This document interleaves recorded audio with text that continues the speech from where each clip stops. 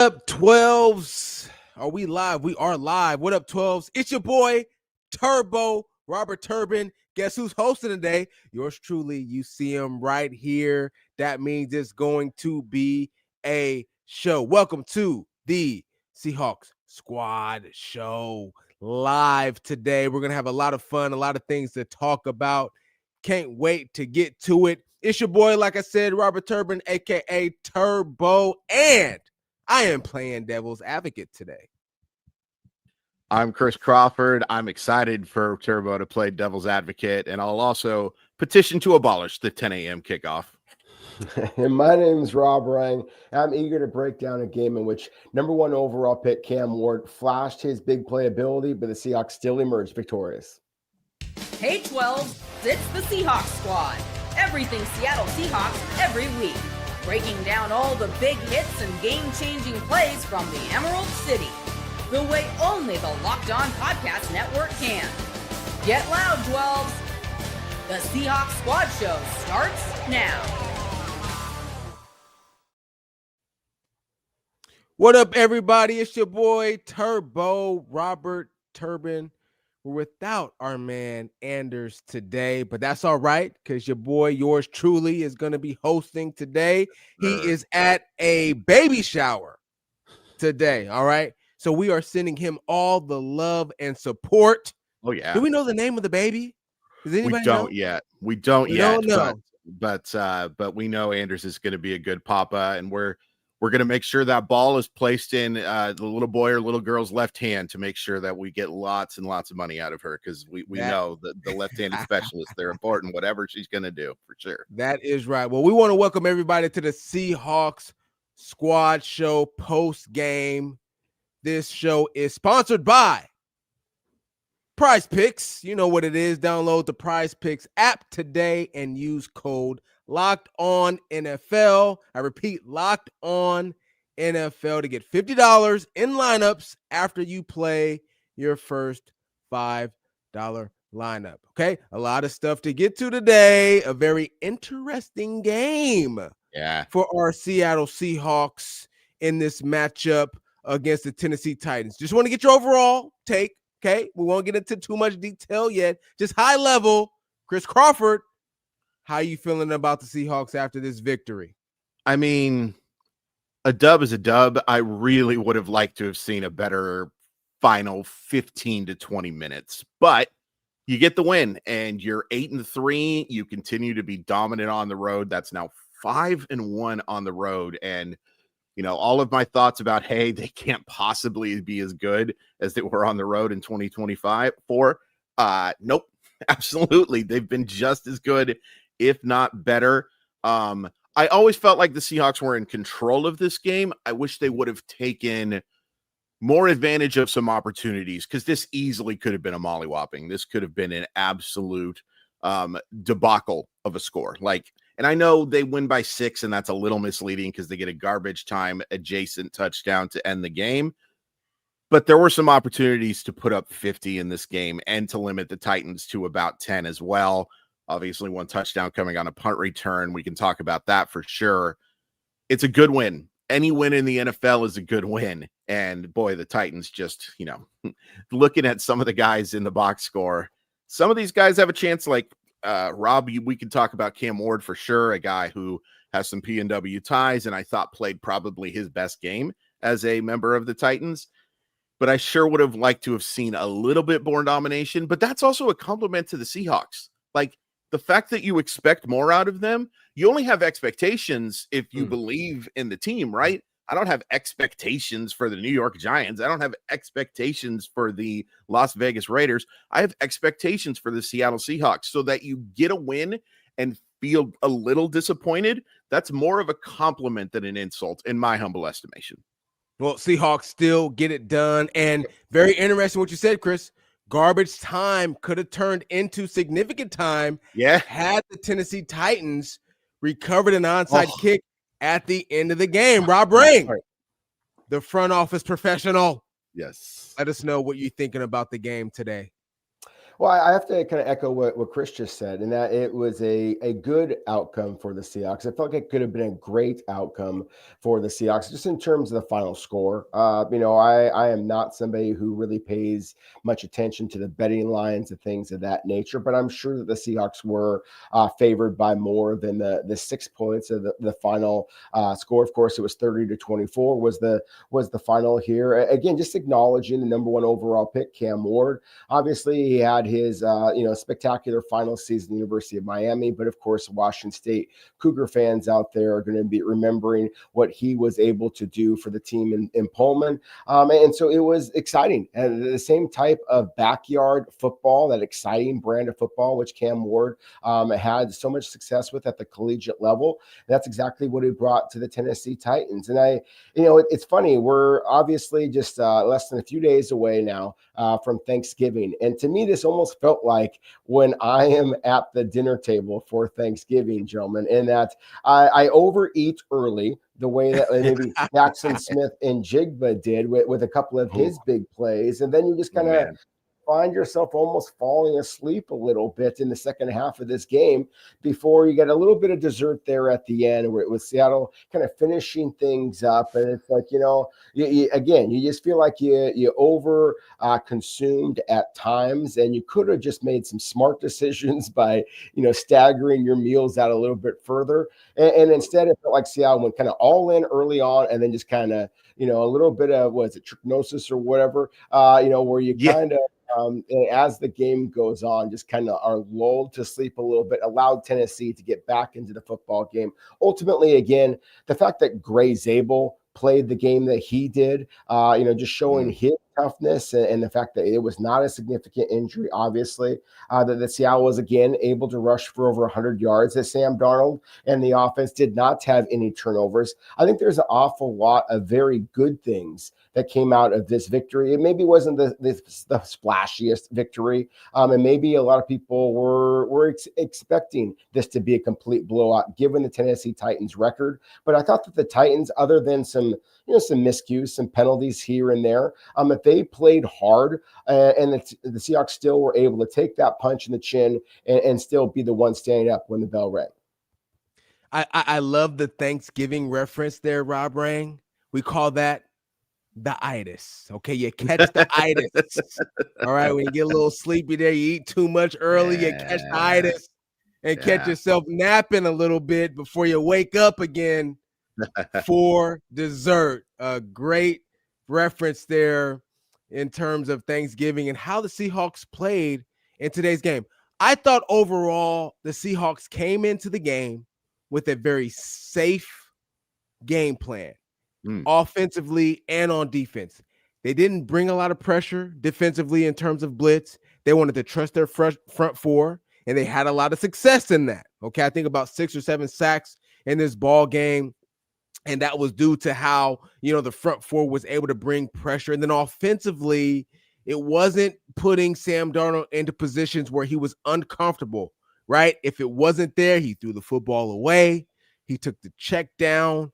And of course, when the best receiver in the league is able to make a play, he's going to make those plays, as we saw Jackson Smith-Njigba do in this football game, and able to get into the end zone. And I think that was really what made the difference for the Seattle Seahawks in this ball game. And we'll get more into Jackson Smith-Njigba here in a moment. But right now, we're going to take a quick break. And when we come back, we'll talk about Jackson Smith-Njigba, this offense, and how dominant they were against the Tennessee Titans. Stick around. This is Seahawks Squad Show. Don't go anywhere. Today's episode is brought to you by Gametime. Guys, there is nothing better than being in a stadium surrounded by fans cheering on your team. But let's be honest, getting tickets can be a hassle between queues and login screens and prices jumping out at checkout. It's very frustrating, and that's why I use Gametime, the app that gives the advantage back to fans. Gametime is fast, it's easy, and it's backed by the Gametime guarantee. You'll always get 100% authentic tickets delivered on time and at the best price. Plus, all fees are included, so the price you see is the price you pay. Just pull up Gametime. In a few taps, you're going to see amazing deals. There are amazing games coming up over the next few weeks, and you can get tickets for as low as $100. The zone deal makes it super easy. If you know that there's a section that you want to be in, you go into that zone. They're going to show you what the view is going to look like. They give you an excellent price, and you know you're not going to have those added fees that some other companies don't necessarily tell the truth about. So download the Gametime app, create an account, and use code LOCKEDONNFL for $20 off your first purchase. Terms do apply. Again, that promo code is LOCKEDONNFL for $20 off. Swipe, tap, ticket, go download Gametime today.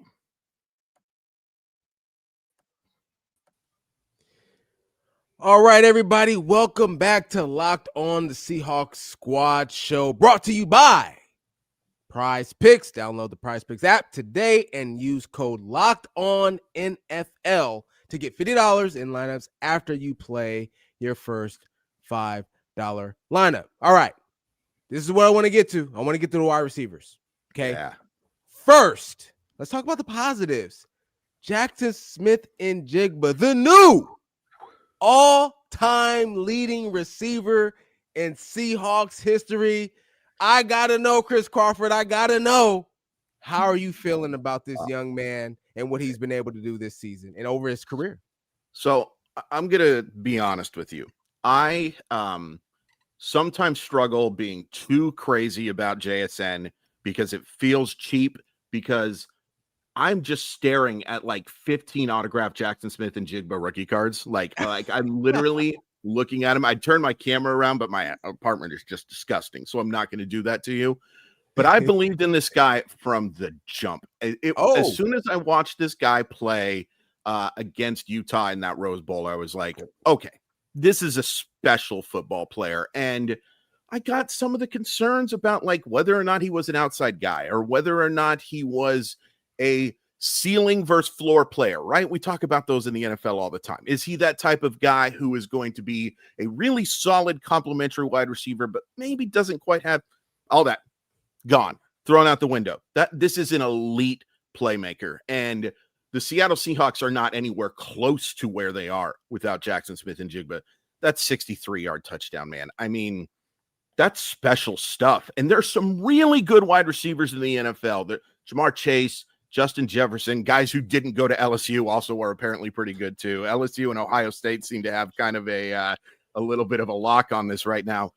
But he's just such a difference maker. And all due respect to DK Metcalf, who has all the talent in the world. All due respect to Tyler Lockett, one of the best route runners I've ever seen.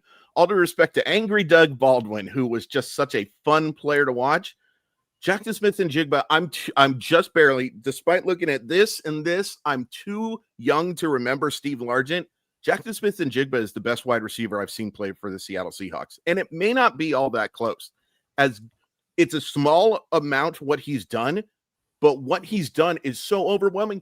Guys, there's 6 games left to play, and he just broke this record, right? Yeah. There's 6 games left to play. Yep. And it's not a case of him. Look, last year he gets to 100 receptions, but a lot of that is dink and dunk stuff. This guy is one of the very best at making plays down the field in the entire sport. What a special player, and thank goodness we're going to get to watch him play for the Seahawks for an awfully long time. Rob Rang, I want to get your overall take, okay? But I also want to know, because Chris made a great point, there's still 6 games left. He's still so young in his career. Yeah. Are you shocked at how quickly this has happened for JSN? I am. I'm not like Nostradamus, Chris. I was a little late in the party here when it came to Jackson Smith-Njigba. Now, I had him as the 20th best player in the draft class a couple of years ago. That's exactly where Seattle took him, as number 20 overall. So I certainly was right in some regards, but I questioned whether Seattle was good enough at the quarterback position, if they had enough talent around JSN to allow him to flourish the way that he has. Really really, it doesn't matter. He has been flourishing almost regardless of what defenses are trying to do against him, because the lateral agility is just elite. And the soft hands, the awareness of the ball in flight, and he just shifts gears like very few other receivers in the NFL. It doesn't matter that he ran in the low 4.5s. He plays like he runs in the 4.3s. I mean, Rashid Shaheed, in terms of a stopwatch, is the much more explosive player. But at the same time, I don't know that there's a receiver, to Chris's point, that plays faster than Jackson Smith-Njigba does. And, I wear the hat, so you guys can't see quite as much of the gray. But I do very much remember the great, the immortal number 80, Steve Largent. And look, he was, one of my all-time favorite players. I literally still have the Wheaties box over my shoulder here, of the great Hall of Fame player that is Steve Largent, the guy that Jerry Rice says is the best receiver of all time. So there's no question about it. The Seahawks have had some special players at the wide receiver position, and Chris mentioned a couple of them. And I love the fact that you mentioned angry Doug Baldwin or maybe even a Brian Blades. I mean, some of the old school guys that were terrific technicians at the wide receiver position, as well as guys who were just physically dominant prospects like a DK Metcalf. But going back to Turbo's initial question, I just think that the upside is still there, that this guy is just still scratching the surface of his ability. I mean, the fact that he already has, almost 1,400 receiving yards in the early point of this season. I mean, 2,000 yards is absolutely attainable, and not just this year, but in the future. And that, to me, is one of the most exciting things about it. And knock on wood that he stays healthy. But I think that the Seahawks are one of the biggest reasons, as Chris said, as to why that this team is in the position that they are in, as absolutely a front runner in the race to go to the Super Bowl, represent the NFC, is because Jackson Smith-Njigba is just an absolute superstar. And it's funny, when Chris first mentioned that he was going to scare people, I thought it was because he was going to suggest that perhaps Anders' child should be named Jackson or Smith or Njigba, just because, again, I think that we have to, in Seattle, start acknowledging the superstardom that is number 11. Real quick, Turbo. Go ahead, Chris. Yes, please. I just did the quick math. Needs 633 yards over 6 games to break the all-time receiving yardage record. I think it's well within reach. Well within reach. It's 170-yard game, which is a good game in the NFL from being a real hard thing to do, but it's another 150, 160-yard thing for it being not a lock, but well within reach. The fact we're talking about this, as much as I believed in JSN being the wide receiver 1 for the Seahawks, definitely didn't see challenging Calvin frickin' Johnson for the NFL record either. Unbelievable. When Calvin Johnson has guys lined up like gunners on a punt to try to guard him. And just for clarification, Jackson Smith-Njigba today broke the record for all-time receiving yardage in one season. In a single season, right? And it's unbelievable, to Rob Rang's point, how young he is and how much better he's going to continue to get. I'll admit, I didn't know if he was a number 1. I wasn't sure. You look at guys like Igbuka in Tampa Bay, you're like, he's going to be a number 1 receiver when Mike Evans retires. There's other guys you just know right away. I wasn't sure about Jackson Smith-Njigba. He has proved every single doubter absolutely wrong, no doubt, over the course of his career. And I saw it even last season. I said, oh, yeah, this guy is the truth. The versatility, the ability to line up in different spots on the offense, consistently getting open, consistently winning against number 1 corners. Which is a real thing in this league today. It's absolutely amazing. But I want to stay in the wide receiver room, okay? Because Jackson Smith-Njigba, we know, absolutely exceptional, okay? Cooper Kupp today, 2 catches for 24 yards. Rashid Shaheed, who we have big hopes for, 0 catches today. Let's even go to the tight end room.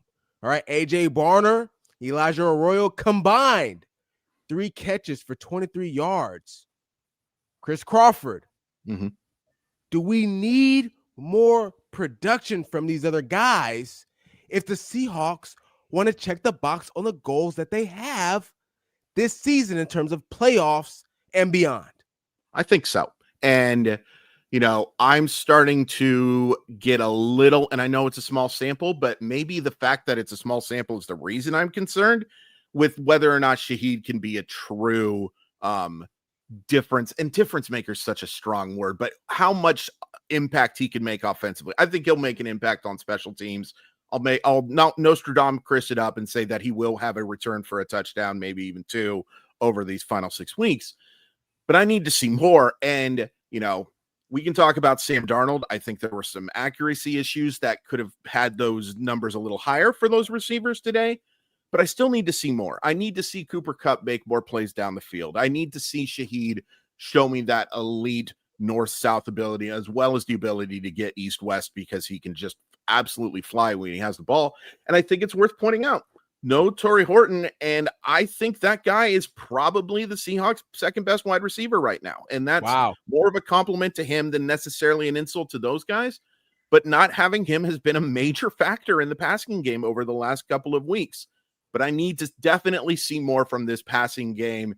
And in particular, you can't blame any of it on JSN. We need to see more from those secondary and third options in this passing game.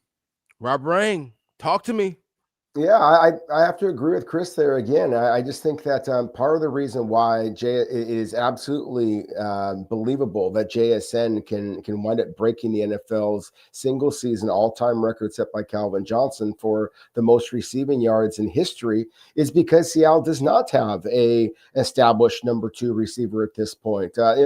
Certainly what Cooper Kupp provides the Seahawks as a key third down converter and as a run blocker, as a guy that can help the team recognize some of the different challenges from a snap to snap or game to game basis. Yeah, all of those intangibles are great. At the same time, in terms of just production as a pass catcher, which is something that you would expect of a guy who, won the Triple Crown with the most receptions, most receiving yards, and most receiving touchdowns that year when the Rams won the Super Bowl.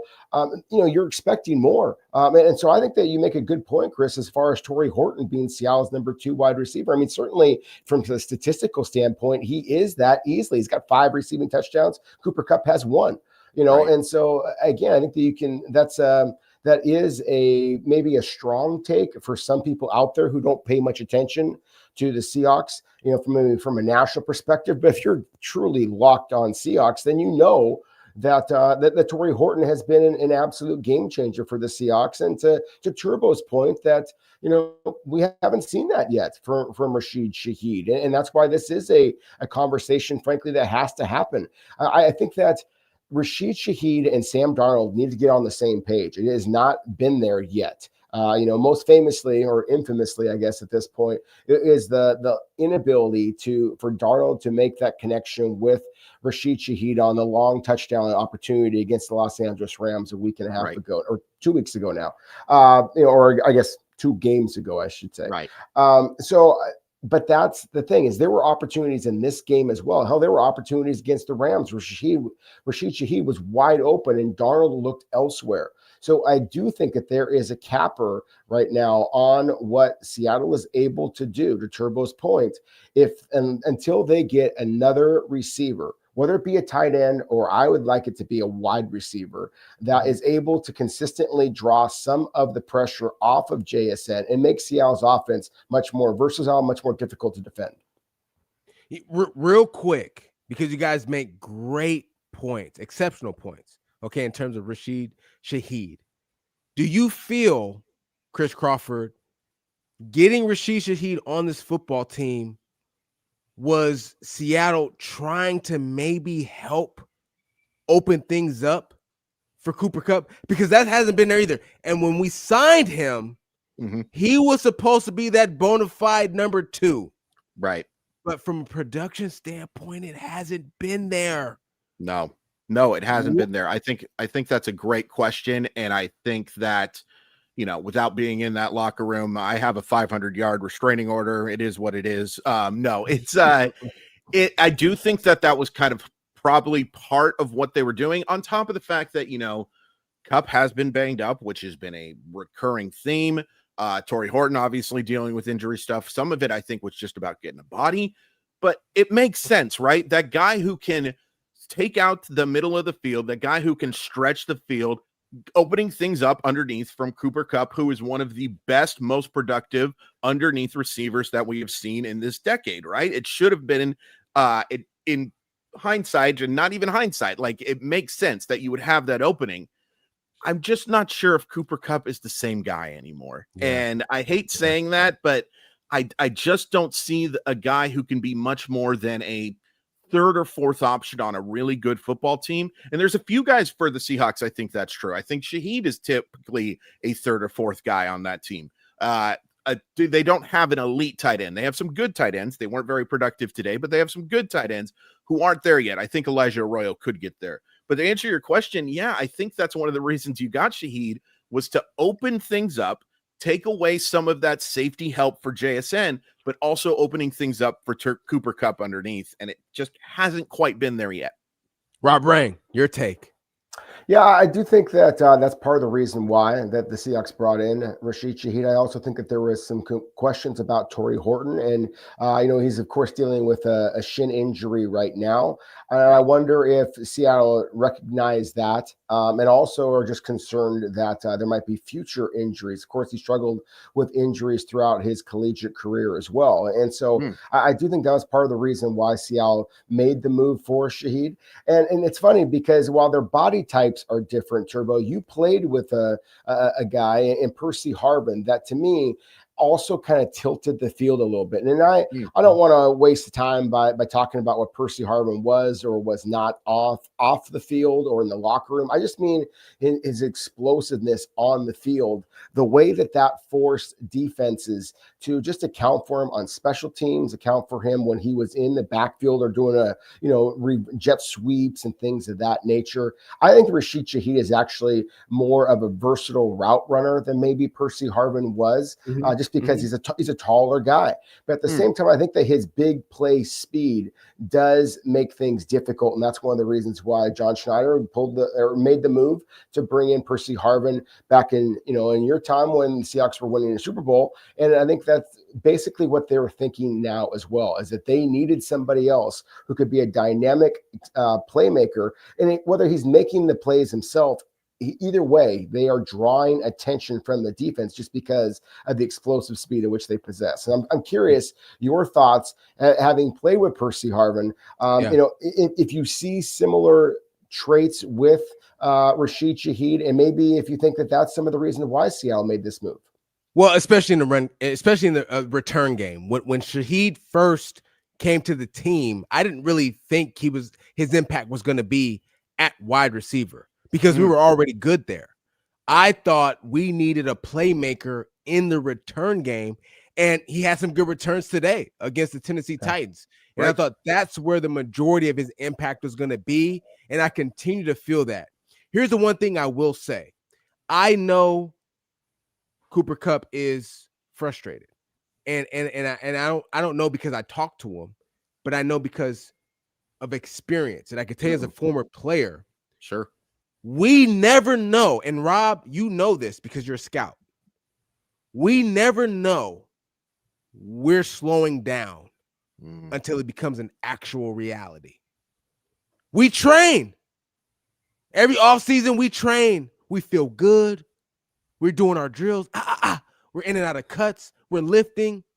We feel great. We feel great. We're out there on the field. Practice feels fine.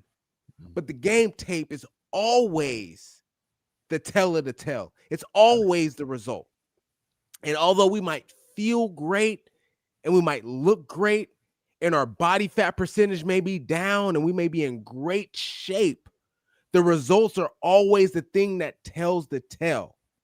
And the truth of the matter is, when it comes to Cooper Kupp, even though he is in great shape and he is a guy that can still run the route tree, is he winning on one-on-one? Man, the film is saying not really, not a lot. And so are the results from a numbers standpoint. And it is a hard reality for us to deal with as players because we work so hard to prepare. And I think it's something that we got to continue to look at when we evaluate this Seahawks football team. Great takes from Chris Crawford, Rob Ring. When we come back, we got to talk about Sam Darnold. We can't leave him out of this conversation. Sam Darnold, we'll get to him, and if he had a nice bounce-back game, and then we'll also get into this defense against the Tennessee Titans offense. After this break, this is the Locked On Seahawks Squad show. Today's episode is brought to you by PrizePicks. You and I make decisions every day, but on PrizePicks, being right can get you paid. Don't miss any of the excitement of this sports season, whether you're following the NFL, NBA, or both. There's no better time to jump in on the action. If you haven't tried it yet, PrizePicks is the simplest way to play. You just pick more or less on at least 2 player stats, and if you get them right, you win. It takes less than 60 seconds to make your lineup, and you can play anywhere PrizePick operates, including California, Texas, and Georgia. It's just a fun way to add some excitement to the game. As long as you do it responsibly, you can have a lot of fun. You know, Steph Curry, if you want to bet on the over for him, and it's probably a good idea right now based on how Steph Curry is playing. When Victor Wembanyama comes back, if you believe the over on rebounds, it just adds a little bit more excitement. And if you do it responsibly, you can have a really good time. So download the PrizePick app today and use code LOCKEDONNFL to get $50 in lineups after you play your first $5 lineup. That's code LOCKEDONNFL for $50 in lineup for your first $5 lineup. PrizePicks, it is good to be right. Welcome back to the Seahawks Squad show. It is your boy, Turbo Robert Turbin, hosting the show for Anders today in the studio with Chris Crawford, the man, the myth, the legend, and of course, the ex-front office member, Rob Rang, who knows everything about everybody. Everything. It is time to talk a little bit about Sam Darnold. Okay, 4 interceptions last week. What was the game going to look like today? Was it going to bounce back? Was it going to still be in his head? What was it, 16 for 26? Let's get the stats right. Let me make sure. 16 for 26, 244 yards, 2 tutties, no picks. Only took 1 sack. Impressive? Or just, because they're playing against the Tennessee Titans? Chris Crawford, let me know.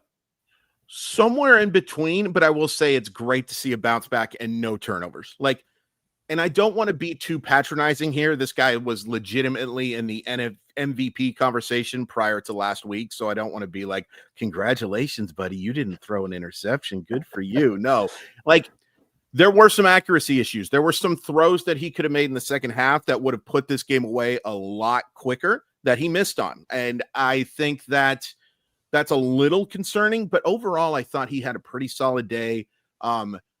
Again, my biggest concern with Darnold, on top of, you know, the fact that there can be some turnover stuff, is that sometimes he gets locked into that top receiver, right? And it's easy to do when you've got a guy like JSN. And maybe there were a few times today where he missed some open guys. In fact, Rob, you brought up one of those points where he did have an open receiver and he went the other way instead. But the fact that he was able to avoid turnovers, the fact that he was able to get rid of the ball relatively quickly, like he only takes the 1 sack. We really didn't see a ton of pressure there. Credit to the offensive line there for doing a nice job as well.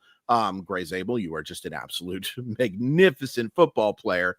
But I think that this was a solid, if unspectacular game, but it's nice to see a bounce back. It's nice to see that that rolling ball that just was plummeting down there got pushed up a little bit today. And if you get this version of Sam Darnold, I don't think you can win a Super Bowl, but I do think you can be a playoff contender. And there's reason to think he can bounce back into being that guy who was just so dominant over the first 9 games of the season. I love what Chris Crawford said right there, Rob Rang, because he said today's version of Sam Darnold won't win you a Super Bowl. So I got to know from my front office personnel, okay? What did you think about Sam Darnold's performance today? But also, what type of player do you need to see from Sam Darnold in order to make you think and feel he's the quarterback to take the Seahawks to their second Super Bowl championship. Well, I think that he has got to play with the efficiency that he did today against an elite opponent. I love the fact that this was a road game, but at the same time, like when Cooper Kupp caught one of his 2 passes and we heard the Coop, in the stands, it felt like there were more Seahawks fans out there at that stadium than there were Titans fans out there. Yeah. And so Nashville, not a bad place to visit now. Exactly. That's true. And so so that's what I would like to see from Sam Darnold to prove that he can be a Super Bowl caliber quarterback.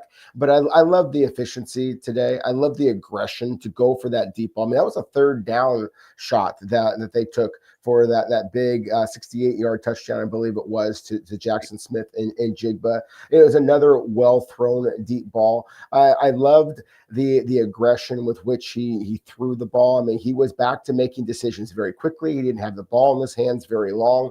When he did go to scramble a little bit or buy some time, and then he was looking, I believe, deep and then short. And so he was looking at multiple different receivers. And then when he did decide to throw late across the middle, they were darts. They were thrown low and hard, and so it was going to be difficult for a defender to intercept them. Very different from some of the throws where they're backpedaling or jump throws that we saw against the Los Angeles Rams a week ago. So I thought that Chris made a great comment when he mentioned about you don't want to be patronizing here about Sam Darnold, because honestly, when the game began, I was a little concerned. I was like, okay, is this going to be in Sam Darnold's head? Is this going to be in Clint Kubiak's head? Are they going to just run the football the entire game? And the fact that Seattle wound up throwing the ball 26 times and running the ball 20 times, I think that even though you were up most of this game by a comfortable margin, I think that shows that the Seahawks were very comfortable with Sam Darnold managing this game and wanted to give him an opportunity to throw make some aggressive throws. I also like the fact that again, I felt like when he needed to make big plays, that he was able to do so. But as I mentioned, I was a little concerned about the beginning of the game when he threw a kind of an out route to, I believe it was Kenneth Walker III. That was almost intercepted. Yeah, exactly. Almost intercepted. I thought, ooh, that is a risky throw. If that corner makes that play and goes back to the house, then all of those ghosts, so to speak, are right back to haunting Sam Darnold again. And certainly the criticism would escalate at that point. But that I thought was his worst throw of the game. And for that to happen in the first quarter and for things to settle down in Seattle to ultimately kind of flex on the Titans in this game from an offensive perspective, I really thought, again, was a very calming performance from Sam Darnold in a game that had an opportunity to kind of fall apart in a few different areas for the club. Here's what I'll say. The game plan to me today felt like for Sam Darnold, it was a very safe approach. Take what is there, what the defense is given to you. If you have to scramble a little bit, throw the football away, take the check down. Don't try to do too much. And I think ultimately that's a really, really good approach. A championship approach, however, is a quarterback, and we've seen Sam Darnold do this, so don't take this in the wrong context. Sure. But a championship approach is a quarterback who can make plays when seemingly there's nothing there. I don't know if we saw that from Sam Darnold today. We've seen it from him this season. We've definitely seen it from him this season consistently. But I don't know if we saw him do that today. And I think today, everybody offensively was just intentional about, okay, look, we had a very tough game last week. Let's be intentional about making the safe play. And that's what the offense felt like, both in the pass and the run game. Run game did a really nice job today. And they were able to come out on top because of it. All right? Sure.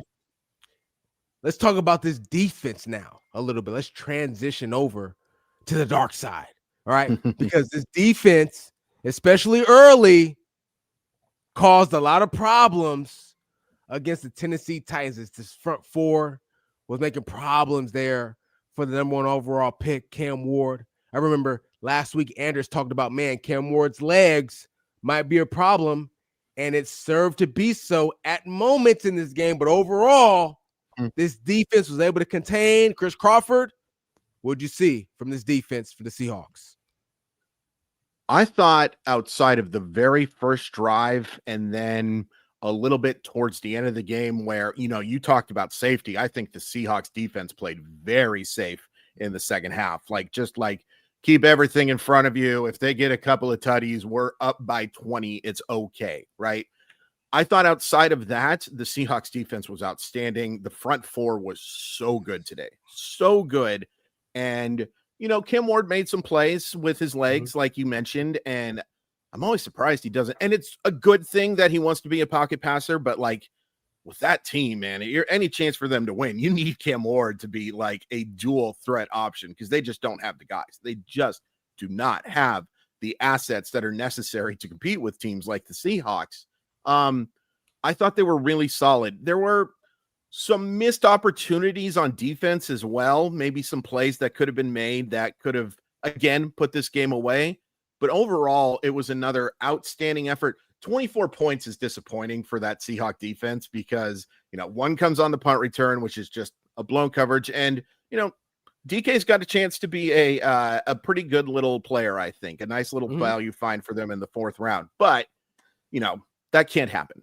Super Bowl teams don't make special teams mistakes like that. I can't tell you how good you were part of it, Turbo. You saw the Seahawks special teams. They were as good as it absolutely gets when we were at the absolute pinnacle of being the Seahawks. But I think that 24 points is misleading. The defense was much better than that for the overwhelming majority of the game.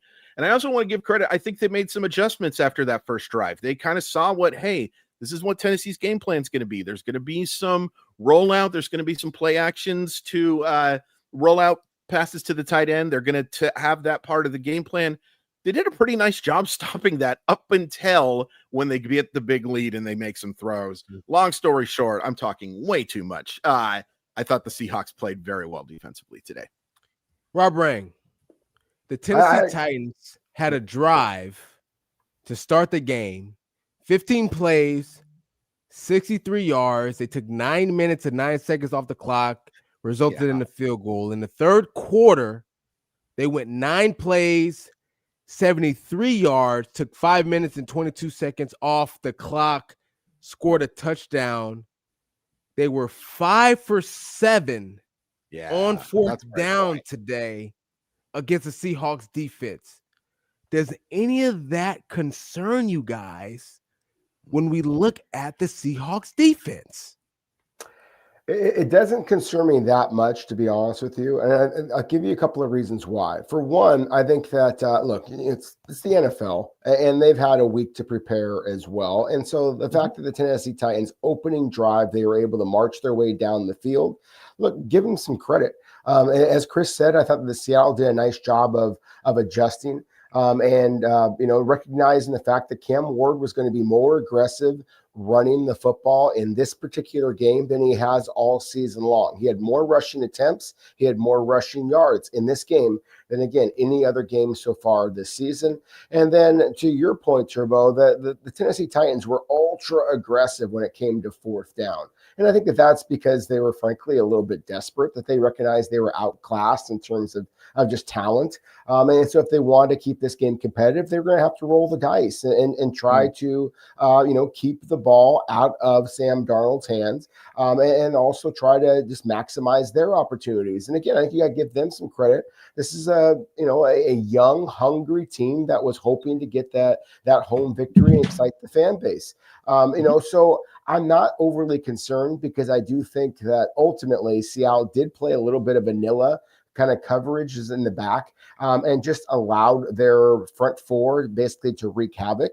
The fact that they had, at least 2 linebackers that at least at one point were very much considered maybe not even going to make the team. Patrick O'Connell did not make the team initially. Drake Thomas, of course, has become a stud for Seattle this season. But without Ernest Jones, without Tyrese Knight, and then when Chaz Surratt went down early on special teams as well, I just thought, oh my goodness, this really should open up for Tennessee to really be able to tax Seattle's linebackers, whether it be dump off passes to the backs or, as it turned out, often to their tight ends as well. And then Chimere Dike is a legitimate dude. I mean, he's got straight line speed, and I think that Seattle was cognizant of the fact that that he could go deep, and Cam Ward is a pretty talented deep ball passer as well. And then again, you lose Ty Okada at the free safety position. You see D'Anthony Bell get out there. It's not that that I don't think that that D'Anthony Bell isn't a good player, but I don't know that he's quite the communicator. Certainly hasn't played nearly as much for the Seahawks as Ty Okada has. So I do think that there was something to be said for the fact that Seattle, I think, took their foot off the gas pedal a little bit from a defensive perspective and allowed Tennessee to kind of work their way down the field. Obviously, they scored some points. 24 points, is not a score that I think the Seahawks are going to feel real happy about when you look at what Tennessee has done the rest of the season. But at the same time, a victory is a victory, and I think you have to give the Titans some credit for just their willingness, their flexibility, their courage to try some different things that keep them in a game. But I think that Seattle also recognized that if they really needed to turn up the pressure, and at times they did, then if they needed to, they could do some things. And I was really encouraged, frankly, by what I saw from Devin Witherspoon, Reek Woolen. I thought that they had two of the better performances of this game. Agreed. Chris Crawford, do you want to follow up on that? Any concern about those two long drives? Yeah. And then the fourth down conversions by the Tennessee Titans? Yeah, the first drive was concerning to me. I think at the end of the game, it was just too much. And maybe Mike McDonald will talk about this, just that, like, maybe we played a little too safe. Maybe we kept things in front of us a little too much, because there were, I think, 4 overall drives for the Titans where they have double-digit plays. Like, that's not great. You got to get off the field. A 71% fourth down completion rate is a little bit lucky, if we're being honest, too, but also not great. You want to get off the field. But I do think, like, for the first 3 quarters, this Seattle defense did a really nice job against a bad football team, a really bad football team. They're going to have the first overall pick more than likely, and it'll be interesting to see who they trade it to, because there'll be a quarterback probably taken there. But it's I would have liked them to play better. I would have liked to see a more dominant box score. But I think if you rewatch the game and you just watch the first 3 quarters of the game, I'm far less concerned about what I saw from this defense. Quick shout out to Patrick O'Connell, by the way, like a guy who is not supposed to be playing, made some big plays for the Seahawks in this game. So that was really cool.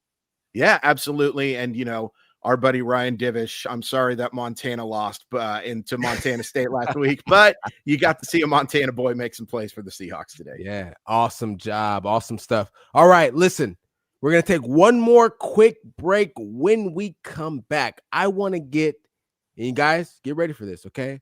The highlight of the game from our fellas. What stood out to you most from the Seattle Seahawks in this ball game? And also a couple clock management decisions there from Mike McDonald. And then we'll look into the future. What's ahead for the Seattle Seahawks? We will talk about those things when we come back on Seahawks Squad Show.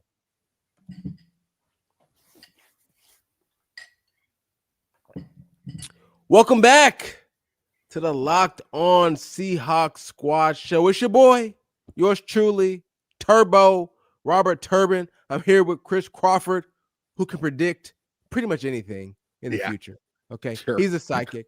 Rob Rang, been in the front office. He knows the ins and outs of what's going on behind closed doors. We've got action for you in the review of the Seahawks game today against the Tennessee Titans.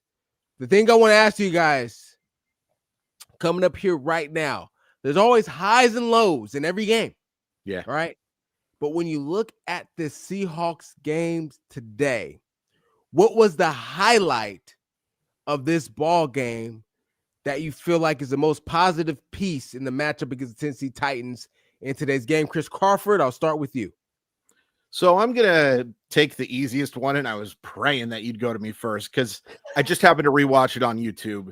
That 63-yard touchdown to JSN, because Rob brought it up. It's 3rd and 6 on that play.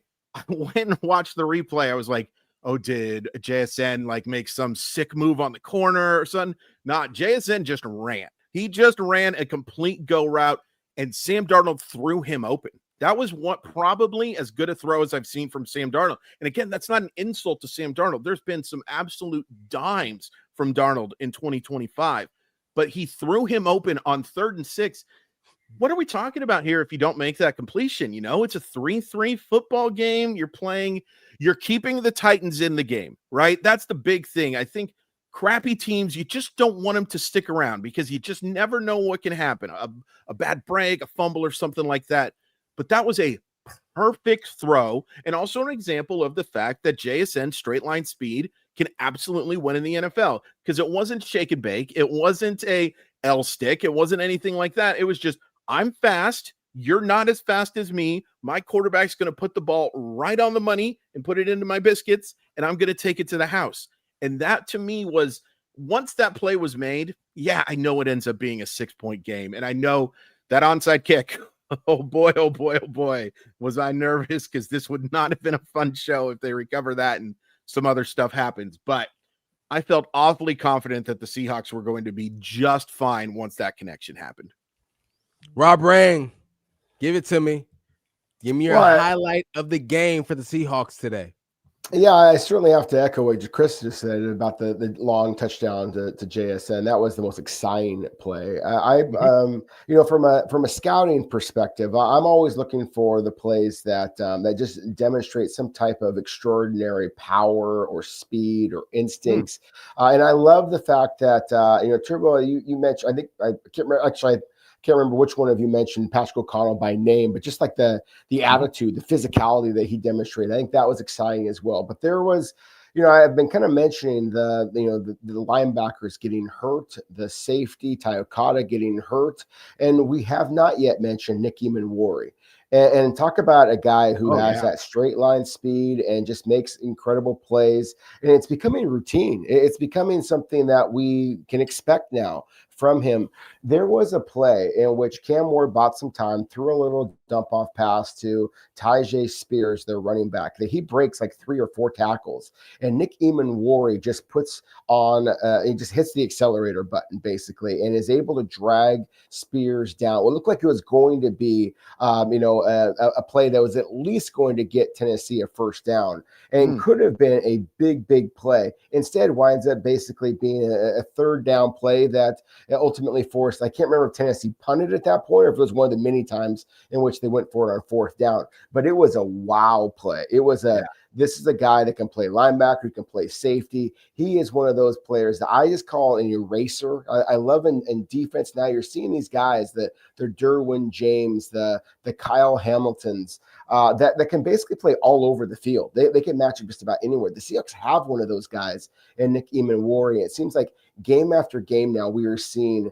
another example of that. That to me was the most jaw-dropping play I saw on either side of the ball for the Seahawks in this game. And it's one that I don't know a lot of Seahawks fans that were watching it. Maybe it caught their attention, but it definitely caught my attention. It makes me that much more emboldened to say that the Seahawks, I think, have an absolute superstar in the making in number 3, Nick Eamon-Warry.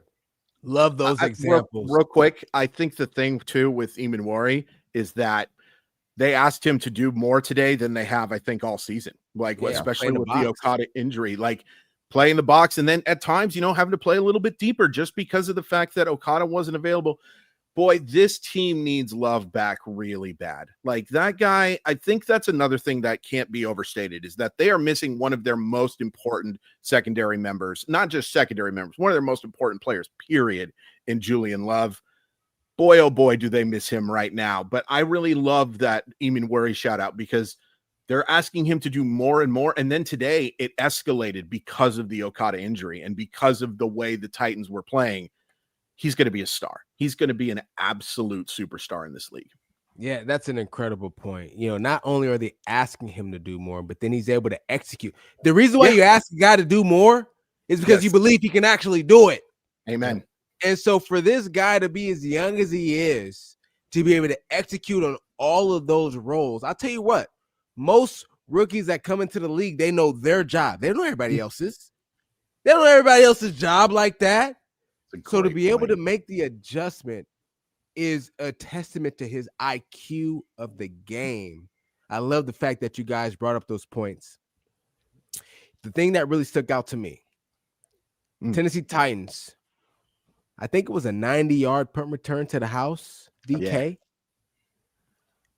The Seahawks respond with a 6-play drive, 74 yards, touchdown by Zach Charbonnet. That is what stood out to me because it's all about how you respond to just even a little bit of adversity. Even a little. That was a momentum change, a momentum swing in the favor of the Tennessee Titans. That gave them belief, like, oh, we get a stop. We're going to stop, and we might be able to do some damage here in this football game.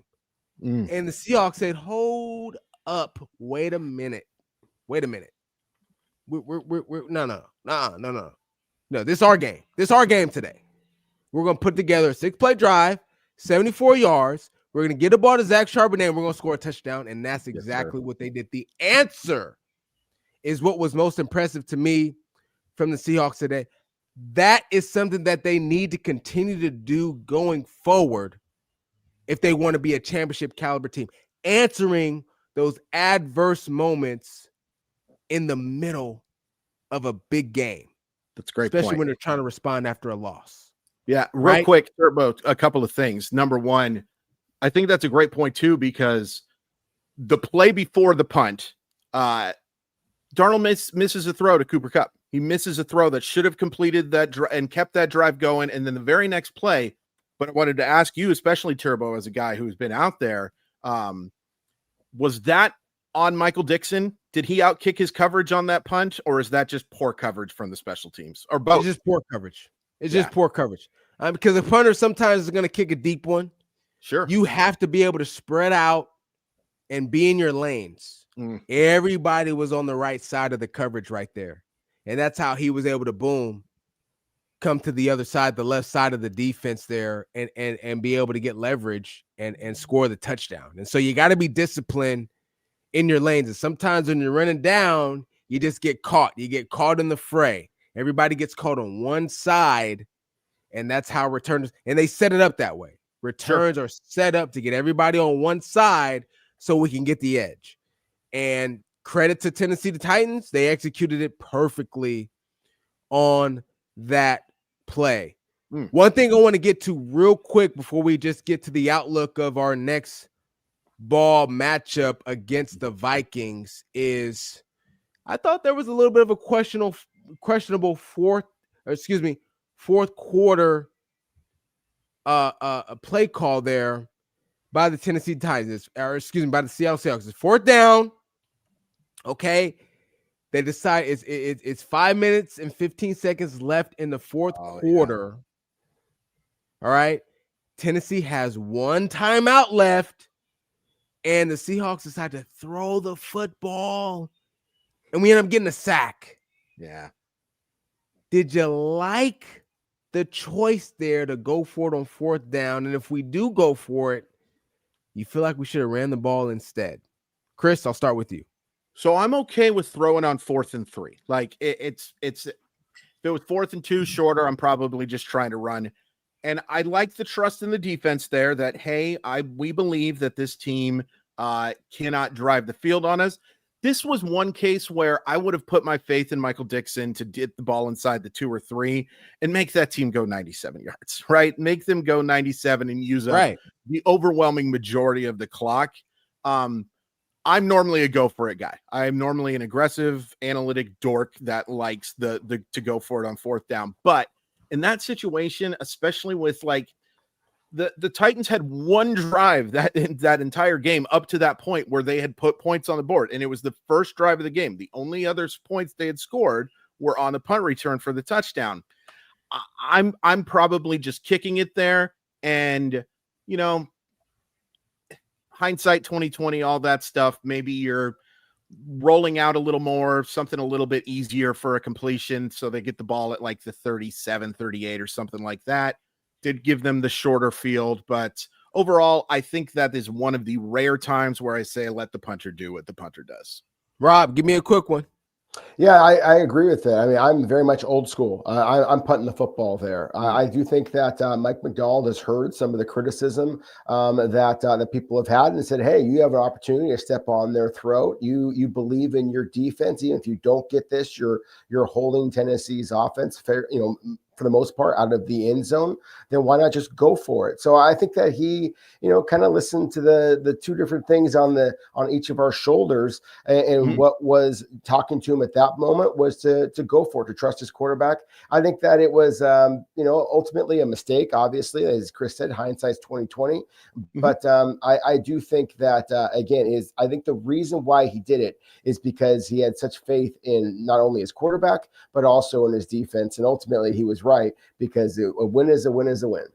Yeah, and it's worth pointing out, they 11 play drive, but they don't get the score. They end up having to go for like 4th and 20 there in that situation, get a 15-yard play. So, the defense does their job, one of several times that they do their job in this game.